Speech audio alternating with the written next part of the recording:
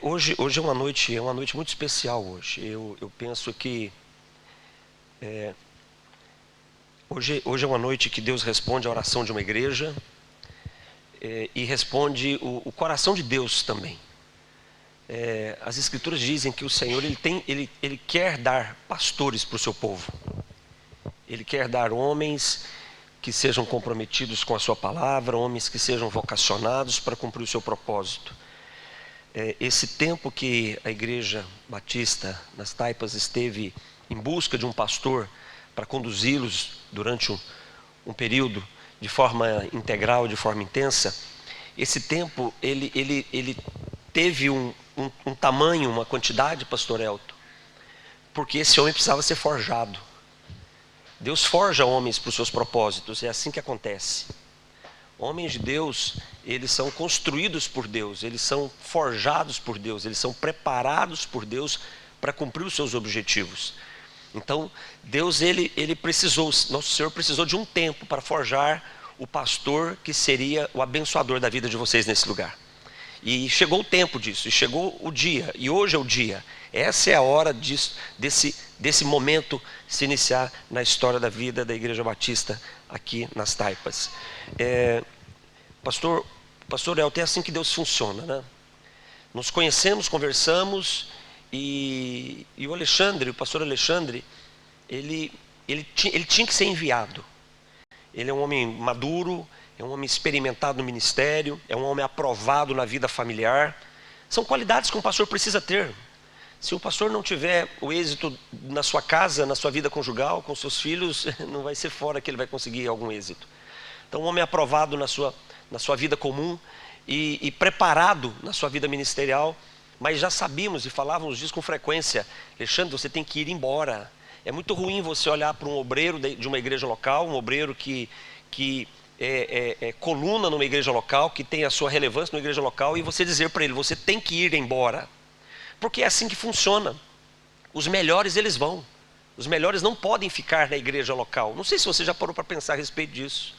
Os melhores, eles precisam ser enviados para começarem outros trabalhos e abençoarem outros trabalhos, estruturarem outros trabalhos para que outros melhores sejam enviados.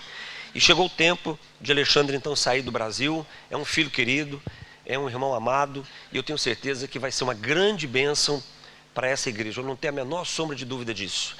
E eu quero compartilhar uma mensagem hoje com a igreja, porque eu acredito muito nessa ideia. Eu preciso ter uma visão muito bem esclarecida para que eu possa ser uma igreja que vai cumprir o seu propósito. E é essa fala, o seu propósito, não são os seus propósitos. A igreja não tem um propósito que seja múltiplo ou multidisciplinar. Não, a igreja tem um único propósito, A igreja se move por uma única causa. A igreja não tem várias causas, a igreja tem uma única causa. E um pastor, ele precisa ter muita clareza dessa única causa que move a igreja, que é pregar o evangelho. A igreja não tem um outro motivo para existir. Essa igreja não tem um outro motivo para estar nesse lugar, senão pregar o evangelho. Tudo que ela vai fazer a partir desse seu objetivo principal é consequência que vai amadurecer o cumprimento do seu propósito.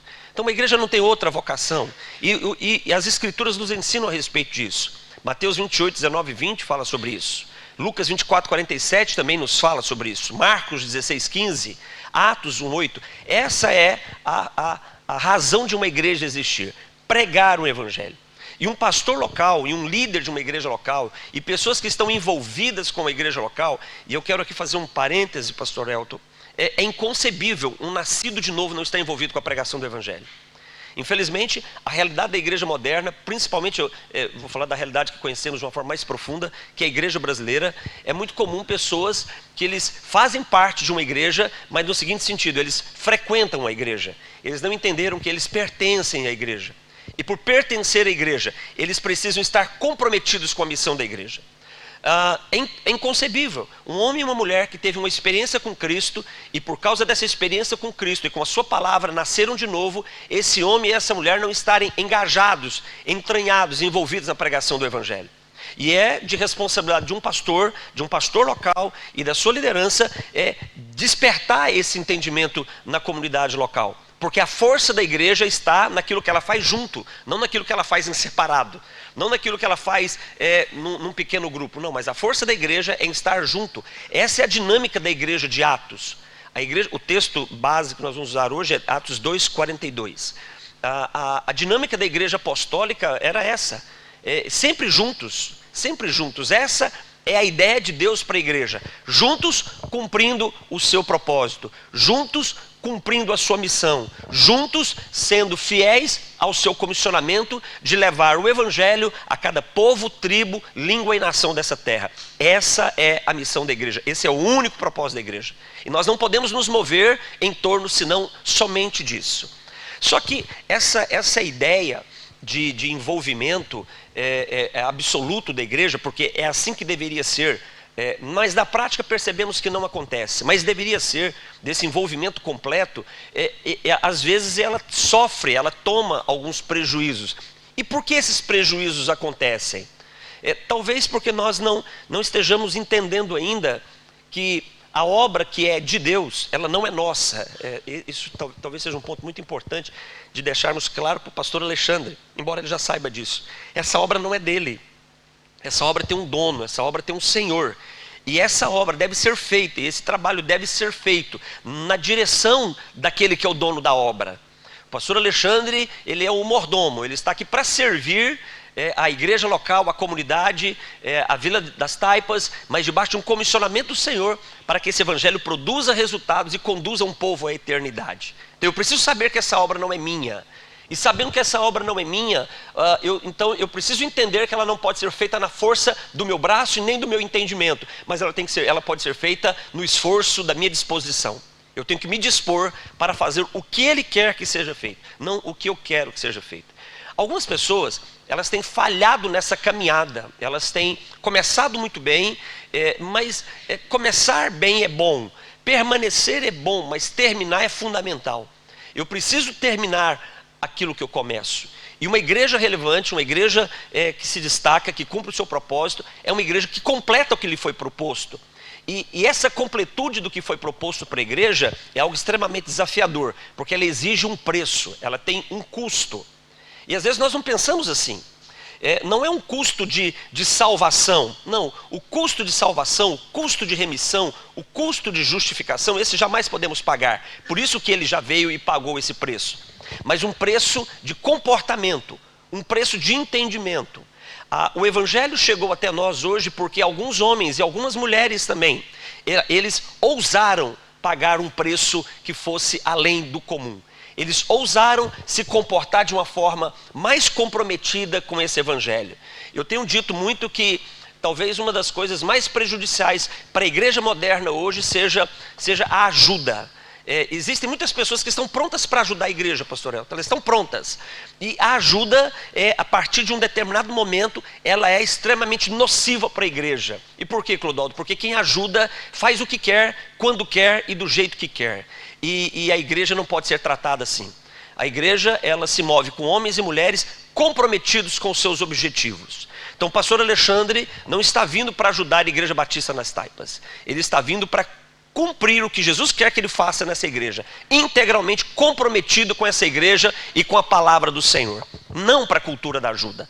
Ou seja, quando há comprometimento, tem alguns comportamentos que eles são exigidos num nível diferente. O comprometimento me exige mais, porque o comprometimento vai revelar qual é o nível de intensidade do meu coração, da minha vida naquilo que eu me propus. E a igreja apostólica, ela não começou e ela não alcançou os seus resultados, e foram resultados muito expressivos, num curto espaço de tempo, por acaso. Nada é por acaso. Sucesso não é por acaso, conquistas não são por acaso, ter uma família bem-sucedida não é obra do acaso, ter um negócio bem-sucedido não é obra do acaso. Uma igreja relevante, uma igreja crescente, uma igreja saudável também não é obra do acaso. É resultado de alguns comportamentos que dão a essa igreja, que dão a essas famílias, que dão a esses negócios a condição para serem bem-sucedidos. E a igreja apostólica, ela trouxe algum desses comportamentos. Eu acredito muito num comportamento da igreja e numa resposta de Deus. Eu acredito muito nisso, pastor Elton. A igreja se comporta e Deus responde. Eu me comporto e Deus retribui. Ele é um Deus retributivo, né? Se obedecerdes, se cumprirdes, se ouvirdes, se caminhardes, Ele está pronto para devolver, Ele está pronto para atender de acordo com o comportamento nosso. E a igreja de Jerusalém não teve facilidades no seu processo. Foi uma igreja crescente, uma igreja atuante, foi uma igreja missionária, foi uma igreja que enviou homens para as nações, mas teve um custo que teve que ser assumido por essa igreja. E o versículo 42 de Atos capítulo 2 nos diz qual foi esse custo. E o versículo 42 de Atos 2 começa dizendo que eles perseveravam. O verbo perseverar, ele só faz sentido quando desistir é uma realidade. Se o fator da desistência ou do abandono não é uma verdade, o verbo perseverar ele perde todo sentido. E Atos capítulo 2, versículo 42, a ênfase é dizer que eles insistiam, eles estavam fortemente comprometidos, eles continuavam comprometidos. Então, em primeiro lugar, eu preciso entender que o que vai demandar a saúde para uma igreja local é eu não abrir mão do meu comprometimento. Eu insistir em permanecer apesar de todas as coisas. Desistir sempre vai ser o caminho mais fácil. Reclamar sempre vai ser o caminho mais fácil. Maximizar os problemas sempre vai ser a rota mais fácil. Agora, manter o foco no seu alvo, no seu objetivo, isso é extremamente desafiador. E essa é a marca que vai trazer, que vai diferenciar homens e mulheres comuns de homens e mulheres incomuns, de ações comuns e de ações incomuns. Em primeiro lugar, o texto diz que eles perseveravam, eles insistiam na doutrina dos apóstolos. Essa igreja de Jerusalém, ela se tornou uma igreja relevante porque era uma igreja que insistia em permanecer na palavra de Deus, em cumprir as escrituras. Era uma igreja que não negociava as escrituras. Nós vivemos hoje um tempo, e na Europa isso está muito forte, né? Esse pensamento pós-moderno, esse pensamento pós-verdade, pós-humanismo. Deixa eu lhe dizer uma coisa, o que vale é o que as escrituras dizem. O que vale é o que Deus diz. E quanto mais insistência da minha parte em fazer o que Ele diz, mais eu potencializo a minha chance de conquista em todas as áreas que eu estou envolvido. Eu não posso abandonar as escrituras, eu não posso trocar as escrituras, eu não posso manipular as escrituras, eu não posso distorcer as escrituras. A palavra de Deus diz o que ela quer dizer, a palavra de Deus não diz o que eu quero entender. Talvez um grande erro nosso hoje da igreja moderna é que, eu quero que vocês me entendam bem, me entendam, por favor, tenham paciência comigo, vocês vão ficar felizes comigo até o final, eu espero. O problema nosso talvez, pastor Elton, é que nós queremos interpretar a Bíblia. A Bíblia, você não tem que interpretar a Bíblia, nós temos que cumprir as escrituras. Eu não estou dizendo que você não tem que fazer uma exegese do texto, que você não tem que fazer uma hermenêutica, não é isso que eu estou dizendo. Eu quero dizer apenas que aquilo que está escrito é aquilo que deve ser praticado. Se as escrituras dizem, você não deve roubar, então você não deve roubar. Não tem exegese para manipular essa verdade. Não tem hermenêutica para interpretar de uma forma diferente. Se as escrituras dizem que você não deve mentir, você não deve mentir. Se as escrituras dizem que eu devo ser fiel ao meu cônjuge, eu devo ser fiel à minha esposa. Ou seja, essa igreja, ela alcançou relevância porque ela insistiu em permanecer nessa palavra. Porque nós só vamos avançar se permanecermos inegociáveis diante dessa palavra. O pecado, ele não vai governar a nossa vida se essa palavra estiver de forma consolidada no nosso coração. Salmo 119, versículo 11. Guardei a tua palavra no meu coração para não pecar contra ti. Quando guardamos a palavra de Deus na nossa vida de forma integral, nós estamos guardados de toda possibilidade que o pecado possa ter de comprometer o nosso coração com as suas tentações e os seus desejos. Essa igreja, ela tinha em primeiro lugar um comportamento de insistir em permanecer nas escrituras. E isso custa muito caro. Permanecer fazendo aquilo que a palavra de Deus diz é muito caro, não é simples. Isso pode custar você ser rejeitado por alguns, resistido por alguns.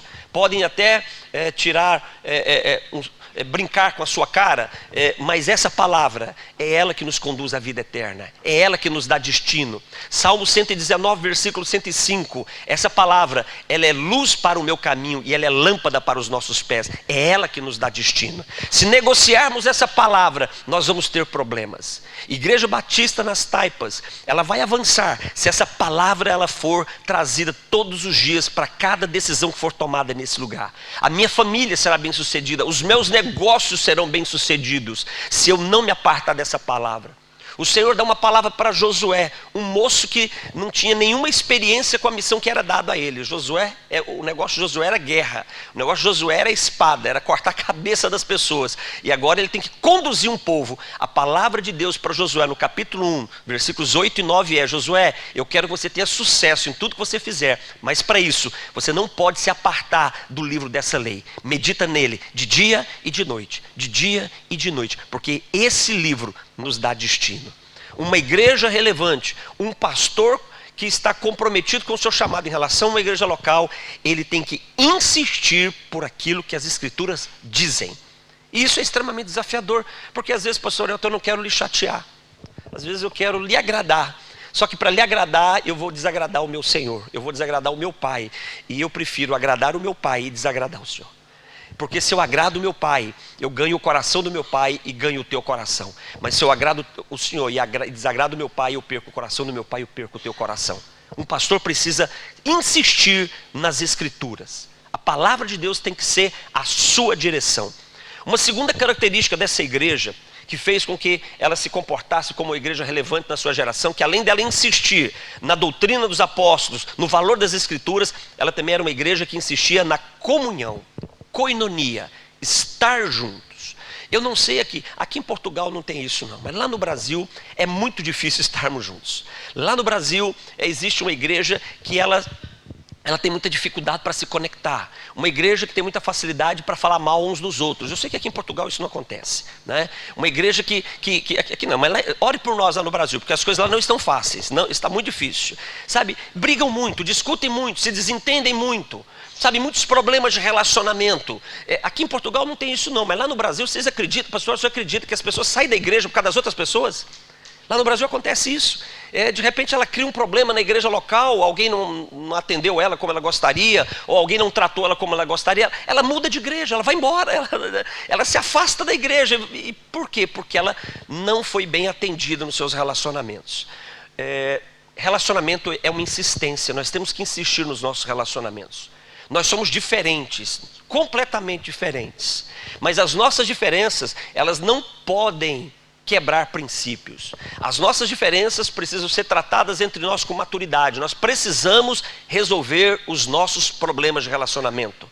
Se há problemas de relacionamento entre mim e Alexandre, por exemplo, eu tenho que resolver meus problemas com ele. Eu tenho que me acertar com ele. Eu não posso simplesmente me desculpar e ficar no isolamento e falar mal do Alexandre, construir um conceito errado do Alexandre e divulgar essa ideia pessoal minha contra o Alexandre para as pessoas. Eu não posso fazer isso. A igreja apostólica, a igreja de Jerusalém, o texto diz no versículo 42 de Atos 2 que eles tinham que insistir para ter comunhão. Se você quer cumprir um papel de uma igreja relevante na sua geração, você vai ter que insistir para estar junto com as pessoas. Ou seja, você vai ter que superar algumas dificuldades de relacionamento. E eu quero te dar uma dica, aliás, 2 dicas para você aperfeiçoar os teus relacionamentos. Quer aperfeiçoar os teus relacionamentos? Em primeiro lugar, pratique o arrependimento. Isso, se arrependa dos teus erros. Você erra muito, eu erro muito. E eu preciso me arrepender e chegar e dizer, pastor Elton, me perdoe porque eu errei contigo. Eu falei o que não devia, eu me comportei como não devia, e não tem mais e nem porquê. Porque arrependimento não tem justificativo e não tem argumento. Quem argumenta não aprende, quem se justifica não se arrepende. Então simplesmente se arrependa. Alinhe os teus erros, resolva os teus erros com as pessoas. Sejamos maduros e resolvamos os nossos problemas de relacionamento. Quando eu procuro as pessoas com as quais eu tenho errado de forma rotineira e me arrependo, eu tiro a responsabilidade da minha conta e coloco agora na conta do ofendido. Por quê? Porque agora ele tem que praticar o segundo princípio, que é o perdão. Ele tem que perdoar. Onde há arrependimento e perdão, qualquer crise de relacionamento se resolve. Quando tem arrependimento e perdão, qualquer problema de relacionamento que nos separa é resolvido, porque o arrependimento e o perdão resolveu o maior de todos os problemas de relacionamento do Senhor para conosco. Eu me arrependi e Ele me perdoou, e por causa disso eu estou junto com Ele novamente. Você se arrependeu e Ele te perdoou, e você está ligado a Ele novamente. Comunhão. A igreja de Jerusalém, ela tinha que insistir para ter comunhão. Uma igreja relevante na sua geração é uma igreja que insiste para manter os seus relacionamentos. Ela entende que há as diferenças, e ela entende que essas diferenças podem provocar crises, mas as crises, elas têm um objetivo muito bom, que é nos aperfeiçoar. Crise não é para nos destruir, crise não é para nos levar para o fracasso, crise é para aperfeiçoar os nossos comportamentos. Agora, quando eu não resolvo as minhas crises, aí eu construo uma rota de fracasso. Quando eu não resolvo as minhas diferenças, eu construo uma rota de prejuízo. Então nós precisamos aperfeiçoar os nossos relacionamentos, praticando arrependimento e praticando perdão. E talvez nesses dois temas o mais desafiador seja perdoar quem nos faz mal.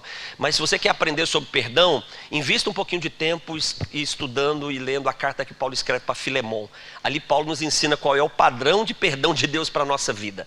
Aqui em Portugal não, mas lá no Brasil as pessoas perdoam. Mas diz assim, eu perdoei, mas Elton, você aí e eu aqui.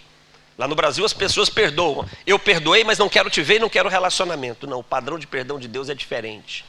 Paulo escreve para Filemon, que era um filho na fé, dizendo, Filemon, eu encontrei um homem aqui em Roma, preguei o evangelho para ele e ele se converteu. E esse homem, logo que ele se converte, ele me conta uma história. A história dele é que ele era seu escravo, fugiu da sua casa e ainda te roubou. E ele está querendo voltar para casa, Filemon, e você precisa perdoá-lo, porque você é um crente em Jesus e agora ele também é um crente em Jesus. Vocês precisam resolver essas pendências. Eu sei, Filemon, que se ele voltar para casa, você tem autoridade até para matá-lo, mas isso não vai ser um bom testemunho da sua parte. Onésimo quer voltar para casa. Eu podia até te exigir algo, mas não vou te exigir, Filemon. Mas eu quero te dizer, quando ele voltar para casa, em primeiro lugar, recebe ele para sempre. Segundo lugar, recebe ele como irmão amado e caríssimo, o mais importante de todos os irmãos. Em terceiro lugar, recebe ele como se fosse a mim mesmo. Ou seja, perdão é extremamente desafiador, mas esse é o modelo de Deus para a nossa vida, e isso precisa de insistência. Uma terceira característica de uma igreja relevante, primeira característica, ela insiste no valor das escrituras. Segunda característica, ela insiste em estar junto e rompe e ultrapassa todas as barreiras para que isso aconteça. Mas em terceiro lugar, é uma igreja que parte o pão, é uma igreja que compartilha o que tem, é uma igreja que não suporta ver a necessidade das pessoas sem atendê-las. Cláudio disse que logo após a nossa reunião vai ter um convívio. Partir o pão talvez comece no convívio, mas precisa ir além do convívio. Precisa fazer mais do que o convívio. É quando eu tenho um pão e Alexandre não tem nada, então eu parto o meu pão e dou a metade do meu pão para ele. Ah, mas você ficou com a metade, é verdade, mas ele também agora tem uma metade, ele não tem nada, ele tem uma metade como eu tenho. Nós precisamos aprender a compartilhar com as pessoas nas suas necessidades. Nós precisamos estar atentos para atendermos as pessoas nas suas necessidades. Uma característica dessa igreja era essa, eles compartilhavam das suas necessidades. E isso tem que ser uma insistência, porque às vezes nós construímos o conceito de que as pessoas não merecem, de que as pessoas não são dignas, que elas estão enfrentando os problemas que elas estão enfrentando porque elas provocaram os problemas. Claro que provocaram.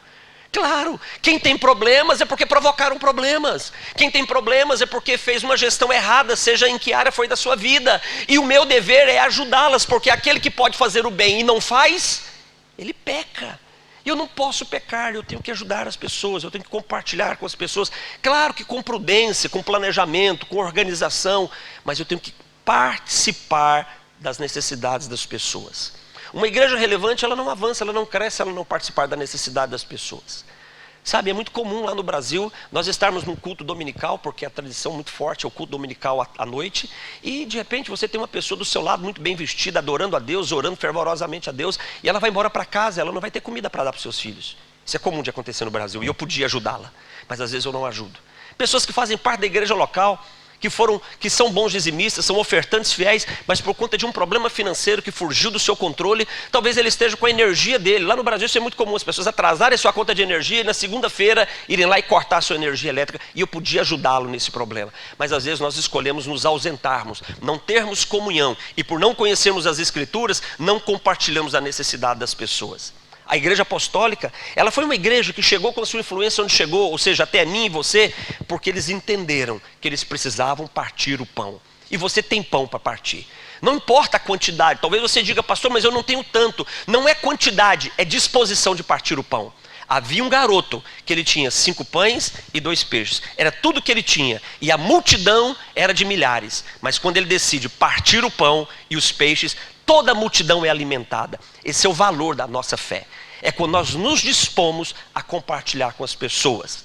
Uma quarta característica, e para nós concluirmos a nossa mensagem de hoje, que fez da igreja apostólica uma igreja relevante e que precisa fazer parte da característica de um pastor de uma igreja, para que ele construa valores nessa igreja e cumpra o seu propósito como igreja. Em primeiro lugar, ele precisa insistir no valor das escrituras. Em segundo lugar, ele precisa insistir para manter a comunhão do corpo, da igreja, dos irmãos. Em terceiro lugar, precisa compartilhar da necessidade das pessoas e atender a necessidade das pessoas. Mas em quarto lugar, precisa insistir nas suas orações. Uma igreja não se torna relevante se ela não insistir nas suas orações. Eu tenho falado em algumas conferências em São Paulo, no Brasil, é que talvez um dos grandes erros, e eu espero que os irmãos me entendam, pastor, me entenda, tenha paciência comigo. Mas talvez o grande erro nosso, sabe qual foi? Nós criamos nas nossas comunidades a cultura do devocional. A cultura do devocional. Então nós ensinamos as pessoas que elas precisavam ter um devocional de oração. E sabe o que eu percebi? Não existe devocional nas escrituras. Ou seja, nós ensinamos, e eu ensinei isso muito, que a pessoa precisava dedicar um momento do dia dele orando ao Senhor. Não, o padrão das escrituras não é um momento de oração a ele. O padrão das escrituras é 1 Tessalonicenses 5,17. Orai sem cessar. O padrão das escrituras é Lucas 18,1. É dever de todo homem orar sempre. Claro que talvez a ideia do devocional lá atrás fosse a ideia de termos um momento secreto, a sós com o Pai. Tudo isso é muito importante. Nós temos que ter um momento a sós com o Pai. Mas deixa eu lhe dizer, uma igreja relevante, um pastor que vai cumprir o seu chamado, é um pastor que entende que a força motriz de tudo que ele vai fazer é o seu relacionamento com Deus. Vida de oração não é busca de poder. Vida de oração não é busca de autoridade. Vida de oração é relacionamento com Deus. E eu me pareço com quem eu me relaciono. Nós somos influenciáveis. Você se parece com quem você se relaciona. O seu círculo de relacionamento. Salmo 1, como começa o primeiro dos 150 salmos, falando que o homem bem-aventurado é o homem que não anda no conselho do ímpio, não se detém no caminho do pecador e nem se assenta na roda do escarnecedor. Ou seja, ele cuida dos seus níveis de influência. Pessoas nos influenciam com seus valores. Lugares, ambientes nos influenciam com seus valores. Por que congregar é muito importante? Existe uma onda, eu não sei como isso é em Portugal ou em Espanha, pastor Elton, que é a onda dos desigrejados. Eu não sei como isso está na Europa, mas no Brasil existe uma quantidade de desigrejados que é tão grande quanto a quantidade dos homens e mulheres que pertencem a igrejas hoje. Dizem que o Brasil tem cerca de 50 milhões de evangélicos. Para esses 50 milhões de homens e mulheres numa igreja, existem mais 50 milhões que estão fora da igreja, que são os desigrejados. Homens que foram feridos, pessoas que foram marcadas, machucadas pela igreja. Talvez pessoas que não foram tratadas com o valor das escrituras da forma correta. Pessoas que precisavam de comunhão, de relacionamento e não tiveram. Pessoas que precisaram de ajuda e não tiveram apoio. E essas pessoas são os desigrejados. Deixa eu lhe dizer uma coisa, congregar é fundamental. Os desigrejados dizem que não é necessário congregar, que eu posso cultuar a Deus, que eu posso adorar a Deus, que eu posso servir a Deus na minha casa. E a minha pergunta é, então o que se faz com Hebreus 10, 25? Porque Hebreus 10, 25 diz, não deixe de congregar como é o costume de alguns. Por que eu tenho que congregar? Porque lugares influenciam os meus comportamentos. Lugares modelam a minha identidade. E a congregação e a igreja local constrói valores na nossa vida. Da mesma forma que o meu relacionamento com Deus. Vida de oração não faz parte da liturgia da nossa fé. Não pode fazer parte apenas da liturgia da nossa fé, mas do meu relacionamento com Ele. Porque quanto mais eu me relaciono com Ele, mais eu me pareço com Ele. Mais valores dele são construídos na minha vida. Mais o coração dele é plantado em mim. Essa igreja relevante de Atos, ela teve que insistir para orar. Você não ora quando você quer. Tem muitos momentos que eu não quero orar. Eu quero ficar no WhatsApp, eu quero ficar no Facebook, eu quero ficar assistindo série do Netflix. Eu não quero orar. Mas quem disse que eu tenho que querer orar para orar? Colossenses 4:2 diz, perseverai na oração. Eu tenho que insistir para orar. Até que vai chegar um dia que eu vou descobrir que esse é o melhor lugar para se estar. E desse lugar eu não quero sair mais. Uma igreja relevante, zelosa pelas escrituras. insiste na comunhão, partilha da sua abundância, insiste na oração. E sabe qual era o resultado dessa igreja? Versículo 47 de Atos 2. Louvavam a Deus, tinham o favor de todo o povo, e o Senhor lhes acrescentava diariamente à igreja o que estavam sendo salvos. É uma dinâmica. E esse trabalho, ele fica leve. O fardo fica leve. Aí se entende o que o Senhor diz, com 50 anos de ministério, que sempre foi prazer. Por quê? Porque o fardo fica leve. O fardo pesado ficou com ele. O fardo pesado do pecado, das nossas transgressões, ficou com ele. E conosco, o fardo leve de aprendermos com ele, que é manso e que é humilde de coração. Que o pastor Alexandre caminhe todos os dias da vida dele à frente da Igreja Batista nas Taipas, entendendo que não é a força dele, não é a competência dele, mas é a disposição dele em insistir em ser zeloso com as Escrituras, promover a comunhão, compartilhar com os necessitados e orar sem cessar. Igreja Batista nas Taipas será uma grande bênção para a glória do nome de Jesus. Podemos orar? Podemos orar? Gostaria de orar com vocês. Tem uma igreja no Brasil que está orando por vocês. Tem uma igreja no Brasil que está misturada com vocês. Eu pedi para o pastor Elton no final, depois nós tirarmos uma foto, para nós levarmos, nós temos um cenáculo de 24 horas de oração.